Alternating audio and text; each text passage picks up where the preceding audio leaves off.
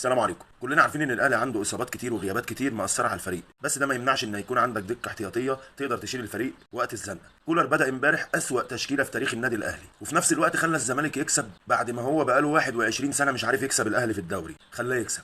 عملوا معجزه تاريخيه وده اللي خلاهم احتفلوا قوي امبارح، عشان انا كاسر نفسي طول الوقت ده 21 سنه، فحقهم يتنططوا، وحق واحد زي ناصر ماهر ولا عبد الله السعيد يتنططوا ويزيدوا قوي كده، لانهم عارفين ان الزمالك مفس على الاهلي من 21 سنه، فهو كده عمل انجاز بالنسبه له. نسيبنا من الزمالك. معلش يا عم كولر، هو انت كنت ناوي على ايه؟ مقعد كهربا بره ليه؟ بتلعب موديست ليه؟ موديست بتلعبه عشان انت اللي جايبه؟ عشان انت مش عايز تطلع غلط يعني، وعايز تثبت للناس ان هو هيعمل حاجه؟ جربته مليون مره، ما جابش الا بتاع اربع خمس تجوان من ساعه ما جه الاهلي. كهربا اللي من ساعه ما انت مسكته وجايب يجي فوق ال 60 جون، تركنه كده على الدكه؟ كل ده عشان فرح اخته؟ ولا هو تكبر منك ولا ايه؟ مش فاهمين حاجه يعني. وعبد القادر الواد نايم على الدكه بقاله كتير، عنده كوره نزل اللي افترس جاب جول اول ما نزل، معاده ليه؟ فين خالد عبد الفتاح؟ ما تلعبوا مكان علي معلول اللي اتبهدل معانا ده، ريحوا يا اخي على الاقل. ايه خلاص، علي معلول بيشطب يا جدعان وبيجيب اخره، والراجل تعب مع الاهلي قوي قوي قوي قوي، وادى بفلوس الاهلي كتير سنين قدام. ليه مصممين تخطخدوا اللعيبه؟ ليه مصمم يا عم كولر تموت باقي اللعيبه اللي عندنا؟ لعلمك رامي ربيعه اخطائه كتيره والواحد ما يقدرش ينكر كده، بس الراجل هيعمل ايه؟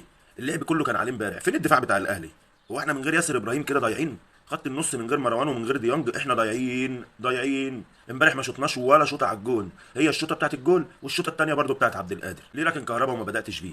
ليه الغرور بتاع عبد المنعم ده؟ يعني امبارح ضرب سيف الدين الجزيري في زوره، وهو اصلا كان هياخد انذار سيف الدين الجزيري، وبسبب الضربه اللي عملها والتصرف الغبي اللي عمله خد هو الانذار. ليه ما تسيبوش ياخد الانذار؟ انذار لو خده هيخليه خايف، هيخليه خايف يلعب طول الماتش، خايف يلمس الكرة عشان ما ياخدش الانذار الثاني ويترد، خايف يضغط عليك.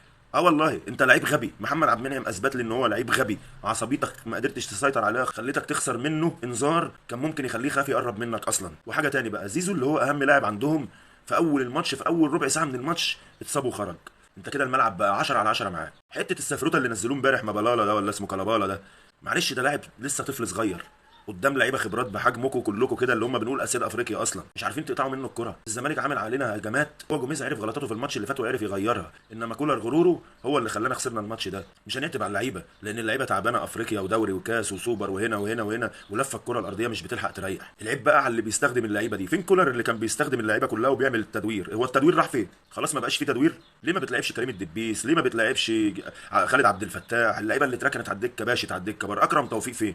الناس دي كلها فين؟ يعني رامي ربيعه غلطاته كتيره، المفروض اكون شايف بقى مدافع تاني غيره واريح ده، غلطاته كتيره من ضغط الماتشات. عبد المنعم المغرور دوت قاعده دكه عشان يحترم نفسه بعد كده. اللعيبه اللي هي مركونه بره ديت لازمتها ايه؟ انتم جايبينها ليه؟ ليه مش قادر تخلي يبقى عندك دكه احتياطيه تبقى زيها زي الاساسيه؟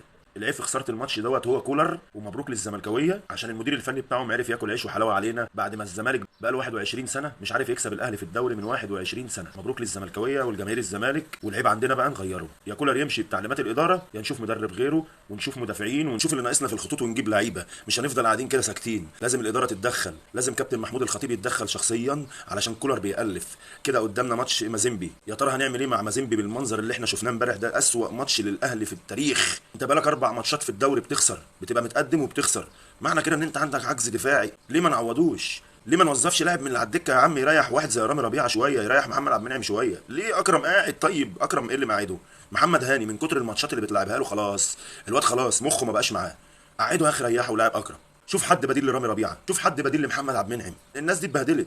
محمد عبد المنعم بيعمل حركات غريبه بس برضه غصب عنه عشان ضغط الماتشات. يا ريت اداره الاهلي تتدخل. الخساره مش خساره ماتش الاهلي والزمالك، الخساره بقى لها 5 6 ماتشات، وبقى لنا 3 4 شهور الاهلي مش الاهلي خالص. لولا واحد زي حسين الشحات ولا كهربا ولا امام عاشور ولا اللعيبه المهاجمين، الاهلي كان هيبقى شكله سيء قوي قوي قوي قوي اكتر من كده 100 مره. لولا المهاجمين اللي عندنا اللي بتجيب لنا اهداف وبتخرجنا من الماتشات، الاهلي ضايع. بس للاسف الاداره نايمه، يا ريت الاداره تفوق بقى.